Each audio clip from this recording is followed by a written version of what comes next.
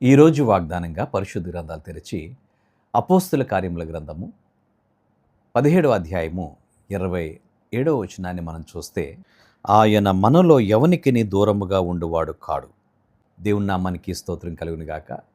ప్రభునందు ప్రియమైన వాళ్ళారా, ఆయన మనలో ఎవనికిని దూరముగా ఉండువాడు కాడు అనేటువంటి మాటను మనం చూస్తూ ఉన్నాం. నిజమే, మనము ఆరాధిస్తున్నటువంటి మన దేవుడు, మన ప్రభు అయినటువంటి మన రక్షకుడైన క్రీస్తు మనకు సమీపంగా ఉన్నటువంటి దేవుడు. అలనాడు ఇశ్రాయేలులతో ఆయన పగలు మేఘస్తంభంగా, రాత్రి అగ్నిస్తంభంగా ఉండి వారిని నడిపించాడు. వారితో ఉన్నాడు. వారిని 40 సంవత్సరాలు ప్రభు వారితో ఉండి వారిని నడిపించి అరణ్య మార్గంలో వారిని కాచి కాపాడి భద్రపరిచి క్షేమాన్నిచ్చి, ఆకలంటే ఆహారం ఇచ్చి, దాహమంటే నీరిచ్చి వారిని పోషించాడు.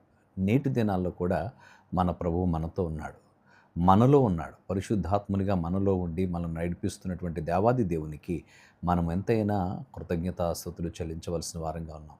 అయితే దేవుడు మనకు సమీపంగా ఉండి ఆయన మన జీవితాల్లో గొప్ప కార్యాలు చేసే దేవుడిగా ఉన్నాడు. అందుకనే భక్తుడైనటువంటి మోషే ఈ రీతిగా మాట్లాడుతూ ద్వితీయోపదేశకాండం 4వ అధ్యాయంలో ఆయన అంటాడు కదా, మరి మనం ఆరాధిస్తున్నటువంటి దేవుడు మనకు సమీపంగా ఉన్నట్టుగా ఏ గొప్ప జనానికి కూడా లేడు అనేటువంటి సత్యాన్ని తెలియచేస్తా ఉన్నాడు. నిజమే ప్రియులారా, దేవుడు మనకు సమీపంగా ఉండి మనల్ని నడిపించేటువంటి వాడు. అన్ని విషయాల్లో తన కృప చేత, తన బాహుళ్యం చేత మనల్ని నడిపించేవాడు. నా ఇరుకుల్లో, నా ఇబ్బందుల్లో, నా కష్టంలో, నా వేదనలో, నా శోధనలో నాకెవరూ లేరు అని నువ్వు అనుకుంటున్నావేమో. అయితే ప్రభువు నీతో ఉన్నాడు, నిన్ను విడివనటువంటి వాడు, ఎడబాయినటువంటి వాడు.